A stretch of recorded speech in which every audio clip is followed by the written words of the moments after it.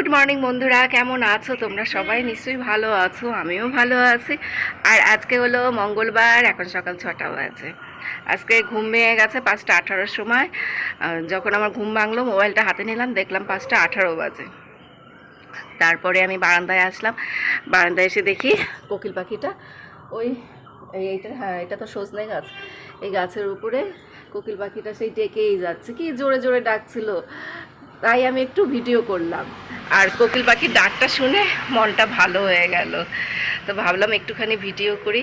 তো এখানে দাঁড়িয়ে দাঁড়িয়ে কোকিল পাখির ডাক শুনছিলাম, আবার ওর মানে ওই পাখির সাথে সাথে আমিও কু কু এরকম করছিলাম। আমার ভালো লাগে কোকিল পাখি যখন কু কু করে, আর সেই সাথে কুকু করতে ভালো লাগে। আমরা যখন ওরকম করব তখন জানো তো ওরা চুপ হয়ে যায়, এরকম এরকম করে মাথাটা নাড়াবে। হ্যাঁ, আবার যেই কিছুক্ষণ সময় আমরা চুপ করে থাকবো, তারপর আবার ডাকা শুরু করবে। বৈশাখ মাস পড়ে গেছে, এখন তো আর কোকিল পাখির ডাক সেইভাবে শোনা যায় না, কিন্তু আজকে কোকিল পাখির ডাক একটু বেশি বেশিই শোনা যাচ্ছে। তো এই তো সকাল হয়ে গেছে, আমার কাজকর্ম এখন শুরু হবে। কাজকর্ম বলতে এই রোজকার বাসি যে কাজকর্ম থাকে সেগুলো করতে হবে। ঠাকুরের বাসন মাজা, এঁঠো 2-4টে বাসন থাকে সেগুলো মাজা, উঠোন ঝাড় দেয়া, গাছে জল দেয়া, এগুলো করে স্নান করে ঠাকুর ঘরে আসবো। আজকে একটা এক্সট্রা কাজ করব, সেটা হলো খাটের তলা পরিষ্কার করা। অনেক দিন ধরে খাটের তলা পরিষ্কার করা হয় না। লম্বা একটা ঝুলঝাঁটা দিয়ে খাটের তলায় যা কিছু ছিল সেগুলো সব ঠেলে ঠুলে বের করলাম। এই দেখো কত নোংরা খাটের তলা থেকে বের করলাম। যে মেয়েটা ঘর মোছে ও মোটামুটি ভালো করেই ঘর মোছে, কিন্তু এই খাটের তলা পরিষ্কার করা, আলমারির নিচ পরিষ্কার করা, এগুলো তো আর ঠিক করে করে না। ওরা তো শুধু ঘরের মাঝখানটা মুছে নিয়ে যায়। তো আমি মাঝে মধ্যে এই খাটের তলা, তারপর টেবিলের তলা, আলমারির তলা, এগুলো ভালো করে ঝাড় দিয়ে দিই। ও একটু পর চলে আসবে, ও এসে আবার ভালো করে ঝাড় দেবে, ঝাড় দিয়ে মুছে নেবে। 2-3 দিন আগে উপরের ঘরে খাটের তলাটা পরিষ্কার করেছিলাম, তো সেদিন হয়তো বা আমি ভিডিও করিনি, বা হয়তো ওইসব কাজ করার পরে ব্লগ শুরু করেছিলাম। তো মোটামুটি এই দুটো খাটের নিচ একদম পরিষ্কার হয়ে গেল। এবার আরেকদিন সময় করে আমার হাজব্যান্ডের ঘরের খাটের নিচটা পরিষ্কার করতে হবে। রাধা মাধবের পুজো হয়ে গেল, এখন 7:45 বাজে। আর আজকে ঠাকুরের ভোগে দিয়েছিলাম এই শনপাপড়ি আর মুসম্বি লেবু। শনপাপড়িটা জানো তো গলে গলে যাচ্ছে, গরম তো, তো দেখছি শনপাপড়িগুলো কীরকম গলে যাচ্ছে, দেখো খুব গরম লাগছে। 5 মিনিটও পাখা ছাড়া থাকা যায় না, এখন পাখাটা চালিয়ে দেবো। কালকে আমাদের বাড়িতে সকালবেলার দিকে একজন এসেছিলো, 9টা 9:30টার দিকে, ওই আমার ব্লাড নিতেই এসেছিলো। তো কালকে আমি ব্লগ করিনি, তো সেই জন্য তোমরা দেখতে পাওনি। তো সে বলে কি, তোমাদের ঠাকুরঘরটা দেখতে কি ভালো লাগে, এত ভালো লাগে তোমাদের ঠাকুরঘরটা দেখতে। এই কথাটা অনেকেই বলে, আমার ঠাকুরঘরটা দেখতে ভালো লাগে বলে। আমি অনেক জায়গায় গিয়েছি, মানে অনেক বাড়িতে গিয়েছি, অনেক ঠাকুর মন্দির দেখি, কিন্তু তোমাদের ঠাকুরঘরটা দেখে না আমার খুব ভালো লাগলো। তোমরা ঠাকুরকে খুব সুন্দর করে রেখেছো। অনেকে ঠাকুরকে যেন তেনভাবে রেখে দেয়, কিন্তু তোমরা ঠাকুরকে খুব সুন্দর করে রেখেছো। ঠাকুর ঘরে পাখা চলছিল, সেটা দেখে ওনার ভালো লেগেছে। নোংরা নিতে গাড়ি চলে এসছে, একদম ঠিক সময় এসছে। আমার ঠাকুর পুজো দেওয়াও শেষ আর গাড়িও চলে এসছে, তো নোংরাটা দিয়ে আসি। এটা হলো চাল ধোয়া ডাল ধোয়া জল। সকালবেলা চাল ধুয়ে রেখেছি, ডাল ধুয়ে রেখেছি, তো সেই জলটা আমি ফেলি না, সেই জলটাই গাছের গোড়ায় দিই। এখন জানো তো গাছের গোড়ায় ভাতের ফ্যানটাও ঢেলে দিই, ভাতের ফ্যানও এখন আর ফেলি না। টবগুলোকে ঠিক করে রাখতে হবে এপাশে। কালকে যে ভদ্রলোক এসেছিল ব্লাড নিতে, সেই ভদ্রলোকের আবার আমার এই ছোট্ট বাগানটাও পছন্দ হয়েছে। বলে এই ছোট জায়গার মধ্যে তো আপনি অনেক গাছ লাগিয়েছেন। ওই যে ওইখানে বেগুন গাছ, কুমড়ো গাছ এসব দেখেছে, সেই দেখে দেখো তুলসী গাছটা শুকিয়ে যাচ্ছে। প্রতিদিন জল দেওয়া হয়, তারপরও এই যে এইটা দেখে বলে কি, ছোট্ট জায়গার মধ্যে তো অনেক গাছ লাগিয়েছেন। এই দেখো লাল শাকটা কত বড় হয়ে গেছে, এটাকে ভাবছে কেটে নেব না কি, এ তো অনেক বড় হয়ে গেছে লাল শাক। টাইম কলে কি আজকে জল আসেনি? মাঝখানে 2 দিন টাইম কলে এত সুন্দর জল এসছে, টাইম কলে আজকে জল আসেনি? হ্যাঁ,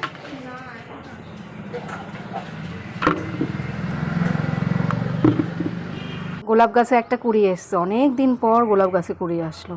সেই 4-5 মাস আগে মনে হয় ফুল হয়েছে, আবার আজকে দেখলাম একটা কুড়ি এসছে। এই আজকে দেখিনি, আরও 4-5 দিন আগে দেখেছি। ফ্রিজের মধ্যে বাটা মাছ রেখেছিলাম, কোথায় গেল? ফ্রিজের মধ্যে এত কিছু, এক এক বোতল জানো তো জল রাখতে পারি না। এই কালকে আমি এগুলো সব এখানটায় সরিয়ে তারপরে এখানে এক বোতল জল রাখলাম। কি মাছ? বাটা মাছ রয়েছে তো। আমি এত মাছ রান্না করতে পারবো না। একটা বললাম না, একটা শাক নিয়ে আসতা, টক ডাল শাক আর মাছের ঝোল করতো। মাছের টক হেভি লাগে। আরে এত কিছু করতে পারবো না। তারপর তোমার ছেলে মাছ খায় না, কি ঝামেলা আমার, প্রত্যেক দিন ওর জন্য কিছু না কিছু করতে হয়। কি আমি কম রান্না করতে চাই, আরে আমাকে দিয়ে বেশি বেশি রান্না করাবে। না রাত্রে তো তুমি খাও না, রাত্রে তো তুমি মিউসলি খাও। সবজি পাতি ডাল যা রান্না করি সব একটু একটু করে থেকে যায় ফ্রিজের মধ্যে। আর গরমের দিনে সবজি পাতি ভাত থেকে গেলে কি যে ঝামেলা হয়। আজকে দেখো মুসুরির ডালটা মাইক্রো ওভেনে সেদ্ধ করেছি, কি সুন্দর সেদ্ধ হয়েছে দেখো। এর আগের বার যখন মাইক্রো ওভেনে ডাল সেদ্ধ করেছিলাম এত সুন্দর সেদ্ধ হয়নি। আজকে 10 মিনিটের মধ্যে কি সুন্দর সেদ্ধ হয়ে গেছে। মাইক্রো ওভেনের এই বাটির মধ্যে ডাল ধুয়ে নিয়েছিলাম তো ভাবলাম এটাতে করেই বসিয়ে দিই, কিন্তু এটা না আটকে গেছে, খুলছে না। ঠান্ডা হবে তারপরে খুলবে। অর্জুনকে কৃপা জন্মদিনে এই টিফিন বক্সটা গিফট করেছিল, কিন্তু স্কুল তো এখন বন্ধ আছে, ওদের অনলাইনে ক্লাস হচ্ছে। এবার কালকে রাতে অর্জুন দুঃখ করে বলছে এই টিফিন বক্সে ও একদিনও টিফিন করতে পারেনি। ওকে যেন এই টিফিন বক্সে সমস্ত টিফিন সাজিয়ে গুছিয়ে দেয়া হয়, ও এটা খাবে আর অনলাইনে ক্লাস করবে। তো সেই জন্য কৃপা এই দেখো চিজ স্যান্ডউইচ বানিয়েছে, আপেল কেটে দিয়েছে, খেজুর আছে, আমন্ড আছে, কোল্ড কফি বানিয়েছে। ভাইয়ের জন্য একদম সুন্দর ব্রেকফাস্ট সাজিয়ে গুছিয়ে নিয়ে যাচ্ছে। ভাই অনলাইন ক্লাস করবে আর এগুলো খাবে। কৃপা আমার জন্য খুব সুন্দর করে ডিম টোস্ট বানিয়েছে। তা আমি খাবো যখন, সেই সময় আমার বর এসছে, ও এসে তারপর এখান দিয়ে খেলো। বললাম তুমি পুরোটাই খেয়ে নাও, বলে না আমি খাবো না, আমার খেতে ইচ্ছে করছে না, একটুখানি খেলাম তোমার কাছ থেকে। আমার বর বাজার নিয়ে এসছে, শসা, আঙুর, তরমুজ একটুখানি কেটে ঠাকুর ঘরের জন্য রাখবো, তারপর বাকিটা ফ্রিজে রেখে দেব। কলা আর কলমি শাক, অনেক দিন কলমি শাক খাওয়ায় না। ও লেবু নিয়ে এসছে, এই রে অনেকগুলো লেবু নিয়ে এসছে। এই দেখো কলমি শাক আমার খুব পছন্দের শাক। ঠাকুরের জন্য একটুখানি তরমুজ কেটে রাখলাম, ওটা আমি ঠাকুর ঘরে নিয়ে যাব। আর অল্প একটুই কাটলাম, কেন বলো তো, গরম পড়েছে তো, এবার যদি বেশি করে কেটে রেখে দেই ওই সন্ধ্যের সময় দেখব কি ওটা গন্ধ হয়ে এসছে, ওই জন্য অল্প একটুই কেটে রেখে দিলাম। ওইটুকু দুপুরবেলা ঠাকুরের কাছে নিবেদন করা হবে। আর বাদ বাকি যেটুকু রয়েছে সেইটুকু ফ্রিজের মধ্যে রেখে দেব। আমার বর যখন দুপুরবেলা দোকান থেকে আসবে তখনও এই ঠান্ডা তরমুজ খাবে। কিন্তু তরমুজটা সেরকম ভালো পড়েনি, তরমুজটা না একটু সাদাটে টাইপের, লালচে পড়েনি তরমুজটা, আর খেতেও বেশি একটা ভালো লাগছিল না। রান্না কমপ্লিট। আম দিয়ে টক ডাল, বাটা মাছ, আলু দিয়ে আর পটল দিয়ে করেছি। আর এই যে মৌরলা মাছ কিছুটা আমি ভেজে নিয়েছি, এই যে আমি একটুখানি খেয়েছি, কৃপা একটুখানি খেয়েছে, সেই জন্য অল্প একটু আছে। আর এমনি তো মৌরলা মাছ কমই নিয়ে এসছে, তো ওইটুকু ডাল দিয়ে ভাজা খাওয়ার জন্য রাখলাম। কলমি শাক ভাজা রসুন দিয়ে করেছি। আর এটা হলো মোরলা মাছের টক, 2 টুকরো কাঁচা আম, সর্ষে, কাঁচা লঙ্কা আর হলো কি শুকনো লঙ্কা, এই ফোড়ন দিয়ে নামিয়ে নিয়েছে। ব্যাস এই হলো আমাদের গরমের খাবার দাবার। আর অর্জুনের জন্য একটুখানি আলুর তরকারি করছি, সেটা এখনও হয়নি, সেটাই গ্যাস ওভেনে বসানো রয়েছে। ওই টমেটো দিয়ে একটুখানি আলুর তরকারি করে দেবো। প্রথমে ভাবছিলাম আলু ভাজা করব, তারপর আবার ভাবলাম না থাক আলুর তরকারিই করে রাখি, ওই দিয়েও খাবে। এসব দিয়ে তো একদমই ভাত খেতে চাইবে না, মাছ একদমই খেতে চায় না, ডালও খেতে চায় না। ওই শাক ভাজাটা একটুখানি খাবে, কলমি শাক ভাজাটা খাবে, আর ওই আলুর তরকারি খাবে। কৃপার শশা কেটে নিয়েছে, এই পাশটা দিয়ে রাখ, শশাটা এই পাশ দিয়ে রাখ, এখান দিয়ে রাখ, আমাকে একটা শশা দিয়ে খাই। রান্নাঘরে বেশিরভাগই বাসন মাজা হয়ে গেছে, 1-2 বাসন রয়েছে, ওগুলো পরে মাজবো, এই দুপুরে খাওয়া দাওয়ার পর মাজবো। একটা কড়াই ভিজিয়ে রেখেছে, ওই যেই কড়াইটাতে কী বলে আলুর তরকারি করলাম সেই কড়াইটা। আর কৃপাই যে পুজোতে তরমুজটা দিয়েছিল সেটাই খাচ্ছি, কিন্তু তরমুজটা খেতে আজ কতটা ভালো লাগছে না, মিষ্টি না, পাঁচশে। অর্জুন তো অনলাইনে ক্লাস করছে, আমার তো কাজকর্ম হয়ে গেছে, এখন উপরে যেতে পারি, কিন্তু ওর বাবা আসবে, আবার গেট খুলতে নিচে আসতে হবে, ভাত দিতে হবে, ওই জন্য উপরে যাচ্ছি না। দেখি ফোন করে শুনি আসে কি না। মাঝে মধ্যে দেখি আবার আসে না, দুপুরবেলা হেভি রোদ থাকে তো ওই জন্য। আবার মাঝে মধ্যে দেখি টুক করে চলে আসে। আজকে তো বললো আসবে, বলে আজকে তুমি শাক মাছ এসব রান্না করো, আমি দুপুরবেলা আসবো। 4:30 বাজে এখন। আমি তো ভাত খেয়ে নিলাম একটু আগে, কিন্তু আমার বর ভাত খায়নি। ও বাড়িতে এসছে 2:45 নাগাদ, কিন্তু এসে না এই যে শুয়ে পড়েছে। আর দেখালাম না, বুড়িটা দেখলে ভয় পাবে। ও রোদের মধ্যে থেকে এসছে তো, এবার ওর নাকি খেতে ইচ্ছে করছে না। তরমুজ খেলো, জল খেলো, বারবার বললাম ভাত খেতে, বলে আমি পরে খাবো, এখন খাবো না, আগে আমি একটু এসি ঘরে থাকি, তারপরে ভাত খাবো। কৃপা অর্জুন এখন শুয়ে শুয়ে মোবাইল দেখছে। অনলাইন ক্লাস হয়ে গেছে। আর এই ছেলে মেয়ে দুটো এই ঘরে সারাদিন থাকবে, বই খাতা খেলনা জামা কাপড় এসব নিয়ে থাকবে। আর ঘরটার অবস্থা দেখো কি করে রেখেছে। সকালবেলা কৃপাকে বললাম এই ঘরটা গুছিয়ে রাখ, কালকেও কৃপা গুছিয়ে রেখেছিল, তো সেটা বিকালের দিকে গুছিয়ে রেখেছে। আর আজকে কৃপা হাতই দেয়নি।